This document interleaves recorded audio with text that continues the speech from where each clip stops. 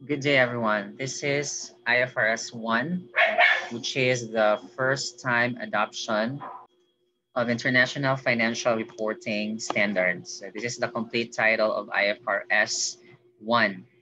This would be talking about what should be done in case that this would be the first time that a certain entity would be preparing financial statements or would be preparing reports for the purpose of external reporting for stakeholders that are considered as outside or outsiders of the organization or the business for the first time. The key here is for the first time. Okay, so allow me to go to the summary or our source for the presentation. Okay, so this is going to be short though, although if you would like to really see the complete version of the standard, you can see that even on internet or in internet. Okay, what would be our learning objectives or outcomes? At the end of the chapter, we can describe who a first-time adopter is. Clearly, this is the first time that a business, this is talking about a business that is preparing the first set of PFRS financial statements. And as what I've said on the latter part, what would constitute now the first PFRS financial statements, meaning the set, are. Then describe the general requirements of PFRS 1, first standard under the Philippine Financial Reporting Standards. Because basically, guys, there are three sets of PFRSs as what we've said under conceptual framework. It's just a review. We have the Philippine Accounting Standards, the Philippine Financial Reporting Standards, and the Philippine Interpretations. So in this case, we are already able to select some topics applicable for this level, in your level yet, for the PASS. For the PFRSS, this is just the standard that we are going to mention for now. All right.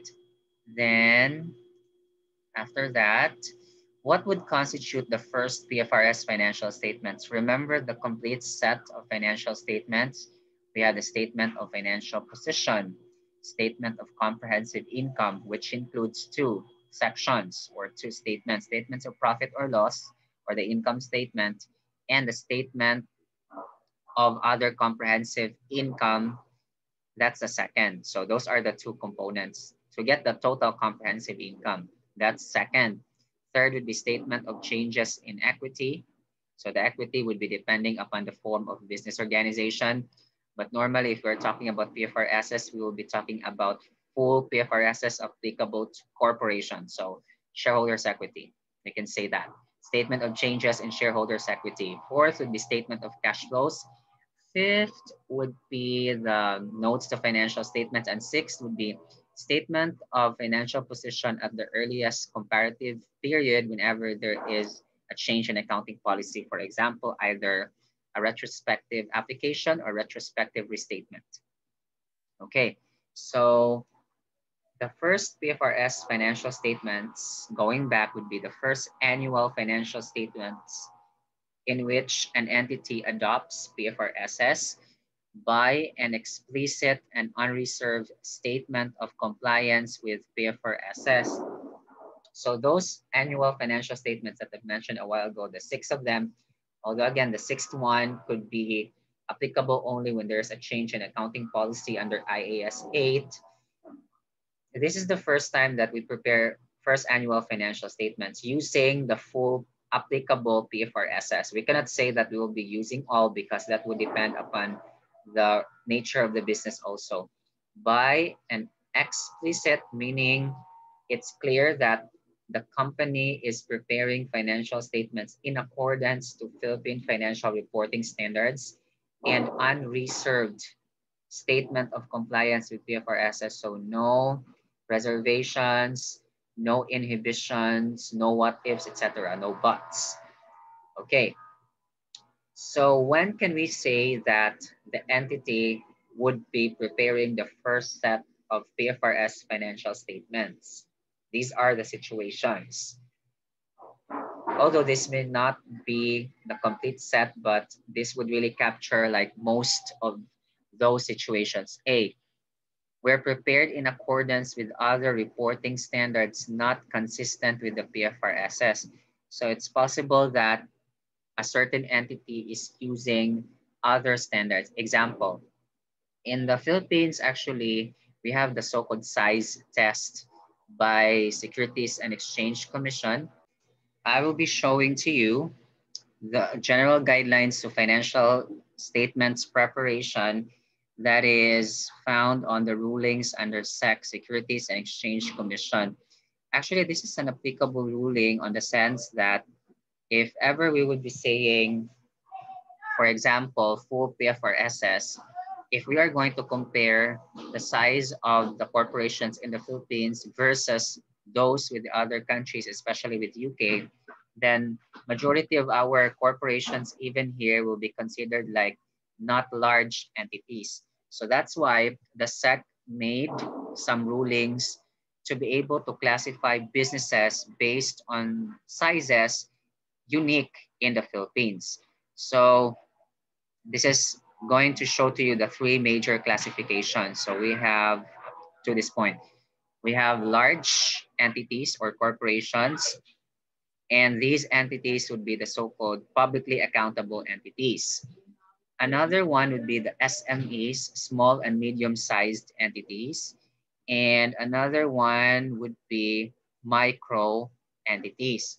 So in this case, we are going to define each by looking at the size. So size test meaning on the assets and liabilities.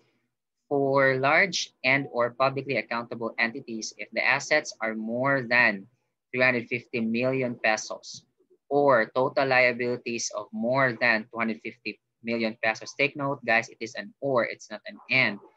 For as long as it satisfies any of the two, that would be considered large or publicly accountable. If it is between 3 million to 350 million for assets and liabilities is between 3 million to 250 million, then you call that small and medium-sized entities or SMEs. And if it is below 3 million for assets and liabilities, now it is an and, you call that micro entities. Now, micro entities are not required to prepare their financial statements. So if ever it would prepare financial statements, it can use whatever basis of accounting there is, not necessarily the accrual basis of accounting, or basis, of course.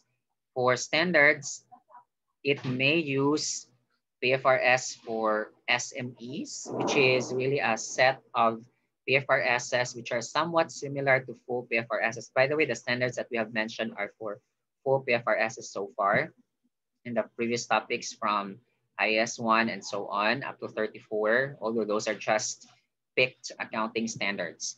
And then if ever it would use full PFRSs or PFRS for SMEs, that would be optional. It can even use other accounting standards. Now, for SMEs, going back, there would be the PFRS for SMEs. This would be the framework that was really issued for them, usage for them. And then if ever it would be large and or publicly accountable entities, then full PFRSS. Okay, so example, the standards in your book actually would be full PFRSS.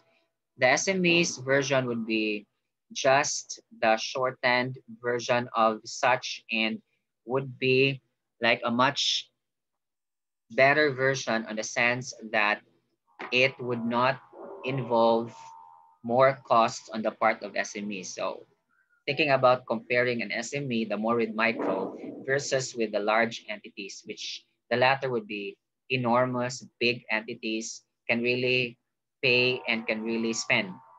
But then for these entities like SMEs and micro, they cannot afford really to have full PFRSs. So that's why we have lightened requirements for them in SMEs, okay, or PFRS for SMEs. Going back, so how does that particular size test issued by Securities and Exchange Commission be aligned with our discussions here? Well, it is because, example, if you are an SME and you qualify, for example, to become, example of that would be going to a large corporation, so from SMEs to large, or I'm not sure if a micro can really become large later on, but let's just say whatever entity there was and then going to a large entity, then in that case, there would be a transition. If that is an SME using PFRS for SMEs, going to full PFRSS, and then for micro, other bases of accounting or other standards going to full PFRSS. So in that case, that would be the first time that an entity would be preparing the first ever PFRS financial statements. So I hope that is clear. Next, letter B. Example, you prepared set or complete set of PFRS financial statements. However, you did not have an explicit, or let's say without, again, like hidden words or whatnot, and then without reservations, you did not say that. So explicit and unreserved statement of compliance, then in that case, you will not be considered as being able to present and prepare the first PFRS financial statements. So only up to such point that in the notes to financial statements is actually the first part there that you placed an explicit and unreserved statement of compliance with PFRSs. Okay, this is a requirement. Second, that's it. Third is it contained an explicit and unreserved statement of compliance, but it is just some and not, or but not all of the applicable PFRSs. This is also very true. The statement of compliance should be explicit, unreserved, and to all applicable PFRSs, not just the majority, not just like more than 50%, but it should be all applicable. We're not saying 100% because there are some standards not applicable to businesses. Letter D, we're prepared using some but not all applicable PFRSs. So example, out of the complete set of PFRSs, there were just, let's say 30 applicable for the entity, but out of the 30, you only selected 20 applicable. Then for the rest, you use other bases. In that case, should you prepare fully compliant with the PFRSs, then that's the first time that you prepared PFRS financial statements.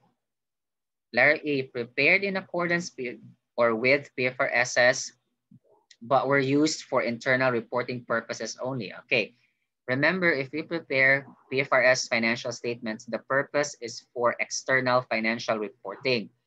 If, for example, we will only use that for management reporting purposes or internal reporting purposes, then that's not considered yet the first PFRS financial statements. So the moment that you will release that for the public, that's going to be the first set. F, did not contain a complete set. Yeah, as said, we have 5 or 6. So that's under PAS1. If it's not a complete set, then that's not yet the first PFRS financial statements.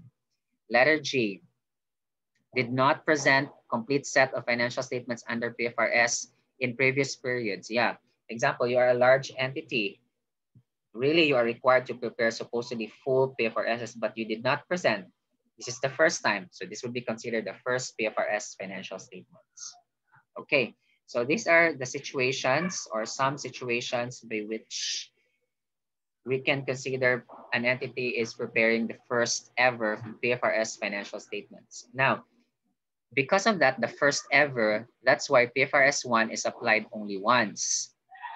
And the entity that is presenting the first ever PFRS financial statements is called a first-time adopter, of course.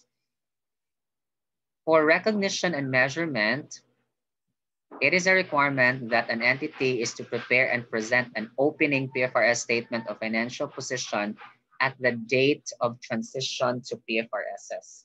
So whenever you are required to prepare the complete set, then you have to prepare an opening. Anyway, a statement of financial position can be prepared anytime because this is as of, dated as of the end of a certain period, not for the period ended. Then the date to transition to PFRSS is the beginning of the earliest period for which an entity presents full comparative information under PFRSS in its first PFRS financial statements. The application of the PFRSS starts on this date. So it will be the start of that period. Then it's going to be full comparative, at least 2 years to be able to prepare comparative financial statements. Accounting policies will be selected based on the latest versions of PFRS as at the current reporting date. So example, let's say we started January 1, 2020. So in that case, by the way, for the comparative, that's going to be 2020, then with 2019, of course. Then we have to consider the accounting standards for the PFRSS for the purpose of preparing the opening statement of financial position, as well as for that year, whatever would be the applicable standards in that year. Then the selected policies are then applied to all financial statements presented together with the first PFRS financial statements. Retrospective application would mean retro, going back to the past, so that we'd be able to know the impact of that in the present, and so that we can incorporate any changes to the future as if that particular policy or standard is applicable from the very beginning. In general, there would be requirements for retrospective application. So we have to know the impact of those changes of the accounting policies because we are now using complete set of PFRSS and applicable, of course. Now, what would be the adjustments that we are going to do? This is really a good summary. I appreciated the standard so that we will not be confused. Example is that if there are certain assets and liabilities which are not yet recognized in the new or using the new, then we are going to do that. So comparing the old, meaning prior to the adoption to PFRSS, let's say no assets and liabilities are recognized related to the current ones are recognized. What if we have recognized those assets and liabilities, but it should not? So we are going to remove them, or we are going to really not recognize them at all. So by making adjusting entries. Letter C, it's possible that we will be reclassifying. So in the old standard, this would be the classification, but under the new one, we have to present it. So it's a matter of moving it from the different sections of the statement of financial positions as well as the other financial statements. And then we have to apply PFRSS in measuring all recognized assets and liabilities. So these items would result in majority of occasions to adjusting entries, which are going to require retrospective adjustments. Now, what would be the exceptions to the requirements? A first-time adopter is exempted from complying with the retrospective application requirement of PFRS 1 if, letter A, if we talk about cost benefit, if the benefits would really be higher than the cost. Take note again, benefits can be both quantitative and qualitative as well as the cost, not just like the financial, but it's easier to analyze using the financial or the amounts. For as long as benefits would exceed the cost, normally we will apply certain accounting standard and we are going to do retrospective application. However, if for example, this would not really happen, the reverse would happen, cost would be greater than the benefits, then we would not be doing retrospective application. Letter B, remember that retrospective application requires management judgments about past conditions. And then the outcome of a particular transaction is already known. So supposedly that already have impact on the current financial statement. So that's why it wouldn't deal and it wouldn't involve retrospective application because the outcome is already there. For as long as the outcome of that transaction is not yet known, we can do retrospective application. Okay. And to present and disclose, it shall include at least 1 year comparative information. So example, if it's really January 1, 2020, and we now prepare it for that year, so compare it with 2019. Okay, and that's the end of our discussions involving PFRS 1. Thank you very much for listening, guys. Hopefully you learned something and earned something from this session. Thank you very much, and God bless us all.